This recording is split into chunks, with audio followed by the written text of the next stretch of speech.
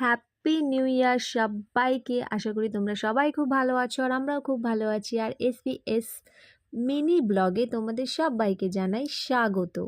আর আমরা সবাই মিলে বেরিয়ে পড়েছি আজ ঘোষবাড়িতে।